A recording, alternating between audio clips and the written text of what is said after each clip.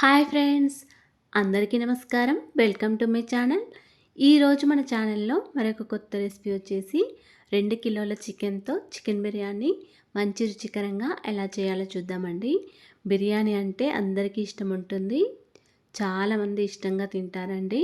అటువంటి బిర్యానీ ఎక్కువ క్వాంటిటీతో చాలా సింపుల్గా ఎలా చేయాలో చూద్దామండి. ఇలా చేసిన బిర్యానీ అయితే హోటల్కి మించిన రుచిగా ఉంటుంది. అంతేకాకుండా 2 కిలోల చికెన్‌తో చేసిన బిర్యానీ అయితే ఈజీగా ఒక 10 మెంబర్స్ వరకు తినేయొచ్చండి. మీరు కూడా ఈ కొలతలతో ఒకసారి బిర్యానీ ట్రై చేసి చూడండి. చాలా అంటే చాలా టేస్టీగా ఉంటుంది.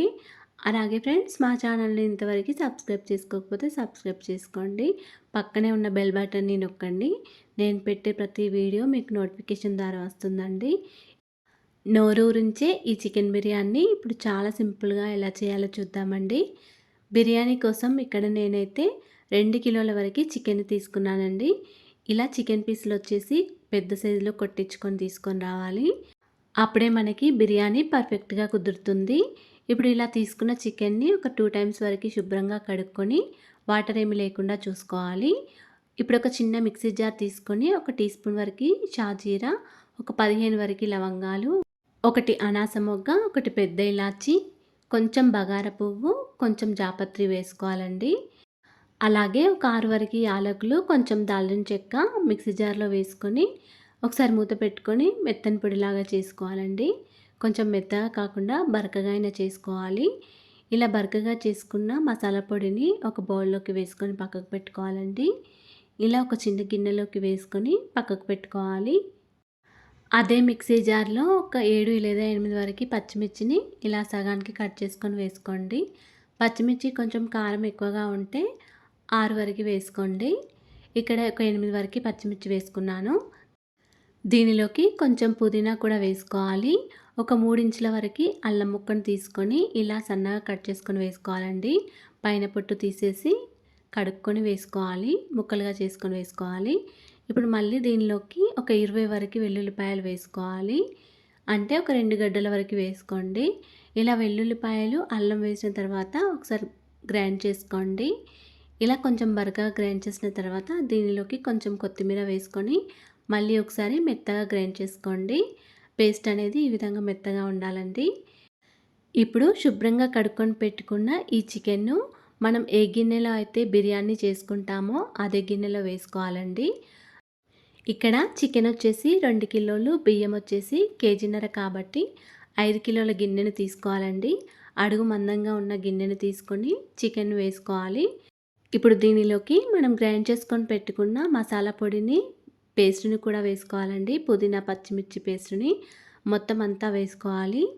దీనిలోకి ఒక 6 వరకు నిమ్మకాయలను తీసుకొని ఇలా నిమ్మరసం పిండేసుకొని మొత్తం కాకుండా ఇలా కొంచెం నిమ్మరసంని గిన్నెలో పక్కకు పెట్టుకోండి. ఇప్పుడు దీనిలోకి ఒక 500 గ్రామ్స్ వరకు పెరుగును వేసుకోవాలి. 2 కిలోల చికెన్కి 500 గ్రామ్స్ కరెక్ట్గా సరిపోతుందండి. అలాగే ఒక టీ స్పూన్ వరకు పసుపు వేసుకోండి. తర్వాత ఒక 3 టీ స్పూన్ల వరకు కారంని వేసుకోండి. ఈ కారం అయితే కరెక్ట్గా సరిపోయిందండి. ఒక 2 టీ స్పూన్ల వరకు సాల్ట్, ఒక టీ స్పూన్ వరకు ధనియాల పొడి వేసుకోవాలి. ఇలా అన్ని ఇంగ్రీడియంట్స్ వేసిన తర్వాత చికెన్ని మొత్తం ఒకసారి బాగా కలుపుకోవాలండి. మనం వేసిన మసాలాలన్నీ చికెన్కి పట్టేలాగా బాగా కలుపుకోవాలి. పెరుగు మొత్తం చికెన్లో కలిసే విధంగా బాగా కలుపుకోవాలండి. ఒక 2 మినిట్స్ వరకు ఇలా కలుపుకున్న తర్వాత దీనిలోకి ఒక టీ స్పూన్ వరకు నెయ్యిని కూడా వేసుకోండి. నేను ఇక్కడ నెయ్యిని, ఆయిల్ని వేయడం మర్చిపోయానండి. అందుకే కలిపిన తర్వాత వేస్తున్నాను. చికెన్లో మనం మసాలాలు వేసేటప్పుడే ఒక 2 టీ స్పూన్ల వరకు నెయ్యి, ఒక 2 టేబుల్ స్పూన్ల వరకు ఆయిల్ వేసుకోవాలి. మసాలాలు వేసేటప్పుడే ఈ నెయ్యి, ఆయిల్ వేసుకోండి. ఇలా వేసిన తర్వాత మళ్ళీ ఒకసారి కలుపుకోవాలి. మనం వేసిన అన్ని ఇంగ్రీడియంట్స్ కూడా చక్కగా చికెన్లో కలిసే విధంగా బాగా కలుపుకోవాలి. ఇలా ఒక 2 మినిట్స్ వరకు కలుపుకున్న తర్వాత దీనిపైన మూత పెట్టుకొని ఒక 15 మినిట్స్ వరకు ఇది నానబెట్టుకొని ఉంచుకోవాలండి. ఇలా పీసెస్ని వెడల్పుగా అనుకొని దీనిపైన మూత పెట్టుకొని పక్కకు పెట్టుకోవాలి. ఒక 3 వరకు పెద్ద సైజు ఆనియన్స్ తీసుకొని ఈ విధంగా సన్నగా పొడుగ్గా కట్ చేసుకోవాలండి. ఇప్పుడు స్టవ్ ఆన్ చేసుకొని ఒక కడాయి లేదా ఫ్రై పాన్ పెట్టుకొని దీనిలో ఒక 3 టేబుల్ స్పూన్ల వరకు ఆయిల్ వేసుకొని ఒక 2 టీ స్పూన్ల వరకు నెయ్యిని కూడా వేసుకోవాలి. ఇలా వేసుకున్న తర్వాత మనం కట్ చేసుకొని పెట్టుకున్న ఆనియన్స్‌ని మంచిగా ఫ్రై చేసుకోవాలండి. ఇవి గోల్డెన్ కలర్ వచ్చే వరకు ఇలా ఫ్రై చేసుకోవాలి. ఈ ఫ్రైడ్ ఆనియన్స్‌ని కూడా నానబెట్టుకొని ఉంచుకున్న చికెన్‌లో వేసుకొని ఒకసారి కలుపుకోవాలండి. మొత్తం కాకుండా ఒక సగం వరకు వేసుకొని కలుపుకోండి. ఇప్పుడు ఇలా కలుపుకున్న తర్వాత మళ్ళీ మూత పెట్టుకొని పక్కకు పెట్టుకోవాలి. ఇప్పుడు మరొక గిన్నె తీసుకొని ఏ గిన్నెలో అయితే రైస్ ఉడికించుకుంటామో ఆ గిన్నెని తీసుకొని మనం ఇందులోకి ఒక 4 గ్లాసుల వరకు బియ్యాన్ని వేసుకోవాలండి. చికెన్ బిర్యానీకి బాస్మతి రైస్‌ని తీసుకున్నానండి. ఈ బియ్యం వచ్చేసి కేజీన్నర వరకే ఉంటాయి. చికెన్ వచ్చేసి 2 కేజీస్ తీసుకుంటే బియ్యం వచ్చేసి కేజీన్నర వరకు తీసుకున్నానండి. ఇలా తీసుకుంటేనే మనకి చికెన్ పీస్‌లు అనేవి ఎక్కువగా ఉంటాయి. బిర్యానీ చాలా బాగుంటుంది. ఇప్పుడు ఇలా బియ్యాన్ని ఒక 2, 3 సార్లు శుభ్రంగా వాటర్‌తో కడుక్కొని దీనిలోకి తగినన్ని వాటర్ వేసుకొని మూత పెట్టుకొని ఉంచుకోవాలండి. ఒక పావుగంట వరకు బియ్యాన్ని చక్కగా నానబెట్టుకొని ఉంచుకోవాలి. చికెన్ బిర్యానీలోకి మంచి క్వాలిటీ ఉన్న బియ్యం తీసుకోండి. అప్పుడు బిర్యానీ అనేది పర్ఫెక్ట్‌గా కుదురుతుంది. ఇప్పుడు ఒక పావుగంట తర్వాత కడుక్కున్న బియ్యం గిన్నెను స్టవ్ మీద పెట్టుకొని స్టవ్ ఆన్ చేసుకొని దీనిలోకి కొంచెం బగారా పువ్వు, కొంచెం దాల్చిన చెక్క, ఒక 3 వరకు పెద్ద ఇలాచి, ఒక 2 వరకు మరాఠీ మొగ్గ, ఒక 10 వరకు లవంగాలు, కొంచెం షాజీరా, కొంచెం జాపత్రి ఇవన్నీ వేసుకోవాలండి. మసాలా దినుసులన్నీ. ఇలా మసాలా దినుసులన్నీ వేసిన తర్వాత దీనిలోకి ఒక టీ స్పూన్ వరకు నెయ్యి, రుచికి తగినంత సాల్ట్‌ని కూడా వేసుకోవాలి. అంటే ఒక టీ స్పూన్ వరకు సాల్ట్‌ని కూడా వేసుకోవాలి. ఇలా సాల్ట్, నెయ్యి వేసిన తర్వాత బియ్యం మొత్తం ఒకసారి బాగా కలుపుకొని మూత పెట్టుకొని ఉంచుకోవాలి. తర్వాత నానబెట్టుకొని ఉంచుకున్న చికెన్ గిన్నెను తీసుకొని మరొక స్టవ్ మీద పెట్టుకొని ఉంచుకోవాలండి. ఆల్రెడీ నేను స్టవ్ మీద పెట్టి ఉంచాను. ఈ చికెన్ అనేది ఒక 10-15 మినిట్స్ వరకు కొంచెం ఉడకాలండి. దీనిలో మనం ఇప్పుడు ఏమి వేయాల్సిన అవసరం లేదు. అన్ని ఇంగ్రీడియంట్స్ కూడా వేసాము. ఈ చికెన్ అనేది ఒక 10 మినిట్స్ వరకు చక్కగా ఉడికించుకోవాలి. ఇలా మధ్య మధ్యలో కలుపుకుంటూ ఉడికించుకోవాలండి. ఒక 10-15 మినిట్స్ వరకు ఈ విధంగా కొంచెం ఆయిల్ పైకి తేలే వరకు చికెన్‌ని ఉడికించుకోవాలి. ఇలా ఉడికించుకున్న చికెన్‌లో నుంచి ఒక సగం వరకు చికెన్‌ను కొంచెం సూప్‌ని కూడా తీసుకొని పక్కకు పెట్టుకోవాలండి. ఇలా సగం వరకు చికెన్ ముక్కల్ని సూప్‌ని కూడా తీసుకొని ఒక గిన్నెలో పక్కకు పెట్టుకోవాలి. గిన్నెలో మిగిలి ఉన్న చికెన్ పీస్‌లన్నిటిని కూడా సమానంగా అనుకోవాలి. ఇప్పుడు మనం స్టవ్ మీద పెట్టుకున్న రైస్‌ని ఒకసారి చూసుకోవాలండి. మధ్య మధ్యలో కలుపుకుంటూ ఈ రైస్ ఉడికిందో లేదో ఒకసారి చూసుకోవాలండి. ఈ రైస్‌ని ఒక 70% వరకే ఉడికించుకోవాలండి. గరిటెతో కొంచెం రైస్‌ని తీసుకొని ఒకసారి చూసుకోండి. ఇలా ఒకసారి చూసుకుంటే రైస్ అనేది కొంచెం పలుకుగా ఉండాలి.